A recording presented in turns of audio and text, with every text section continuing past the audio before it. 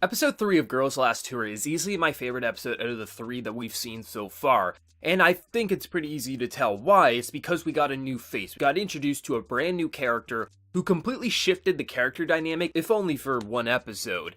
And I think it's good that it took 3 episodes to meet a different character, and I don't think I want to see them meet new characters every single week, because I think it would take away from the charm that this episode had. Where I think the core content should be just these 2 characters exploring this world, trying to survive, and trying to figure out what is the point of life for them. Is it just to eat another day, or if there is a bit more to it, and that company that they have with one another is enough to kind of give them purpose within their life. But I do think it is important to have sort of episodes like these, which I didn't know if I wanted this or not, because I thought it would just be these 2 characters for the entire show. But seeing a brand new character and how he shifted the dynamic, I think leads me to believe that I think every few episodes, or maybe even 1 or 2 more times this season, if we get to see a different character or the return of this guy, I would really appreciate it, because it gives a very kind of like a breath of fresh air to the series, where you have essentially the entire point of this show, or just the entire point of this episode, I should say, is they see this tower last week, and I remember someone in the comment section asked me, like, do you think this tower is going to have any significance to the show? And I said, I think it absolutely could, but at the same time, if they ignored it, I think that would be fine as well. But they went in the direction of, no, they are going to this tower.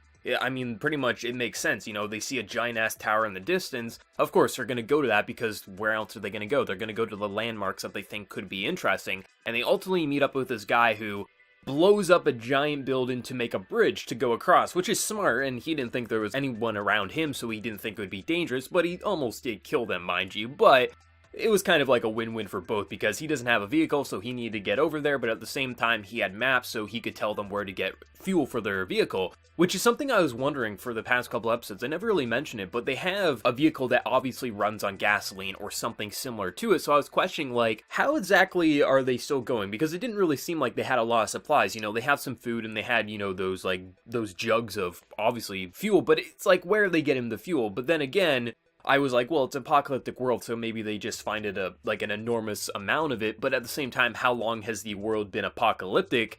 So it's like, it's a very interesting concept. So I like how they talked about this and they brought up this issue, because he even mentions that, you know, there's getting, you know, fewer and fewer refuel stations, and just it's getting harder and harder, so it's not an easy thing. So eventually I'm wondering if their vehicle will run out of fuel and they'll have to go on foot, things like that. And I think it's just an interesting thing to keep in mind, because it is something that would play a factor, and I'm glad they did bring it up in episode 3, because if they did kind of ignore that and we never saw them refuel their vehicle, I think it would just kind of drive me insane, even though it's a little thing and we have these like kind of like chibi-like characters in this apocalyptic world. I think it would bother me if we didn't see some of these things, like when they do get food, when they do get supplies and things like that. So I appreciate that. But overall, I just thought the character that we got introduced this week was very interesting, because his entire point of life is to make a map of the world. He goes from place to place, goes to the highest point, makes a map, and he wants to record this world, because who else is going to? There's no one else making maps anymore, so it makes sense that that's his drive and his goal, and he says, if I lost my map, I would lose my will to live. And I think some people might think, like,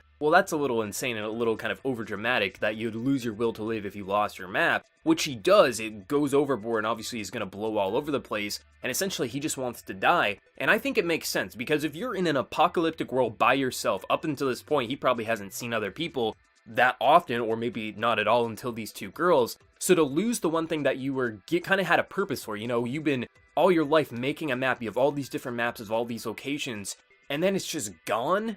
You could understand why he would kind of give up, because it's not like we have a normal society here where you can find a new purpose in life. No, that was his entire purpose. He kind of got brought back into the swing of things, and he kind of felt like, okay, maybe I can just start over, and these girls have kind of shown me kindness and compassion, and that there's always something else to enjoy about life. So I liked how it all came full circle, and I liked how it did give you a more kind of dramatic swing to the episode. It didn't go dark or anything, but I did appreciate how it went in a more dramatic tone, and I just felt like the new character did a lot, and I was actually hoping that he was going to stick around in the core cast.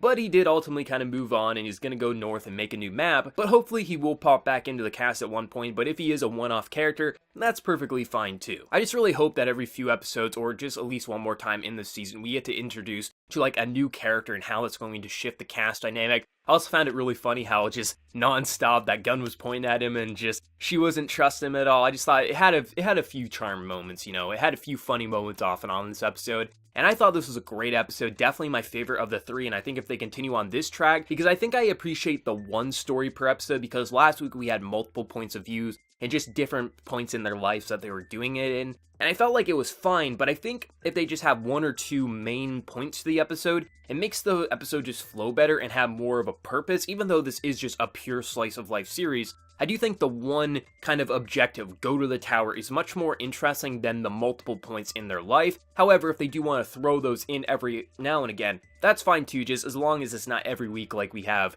You know, they're gonna do fishing, then they're gonna do the laundry, things like that. I think it could get a little dry and boring, but so far, loving this series. Really excited to see where it's gonna go, but let me know your thoughts. What did you think of episode 3, and how did you enjoy seeing a new character in this cast? Let me know, and before we leave, smack that like button to show your support. If you're new to the channel, be sure to subscribe. So until next time, everyone, please take care and have a good one.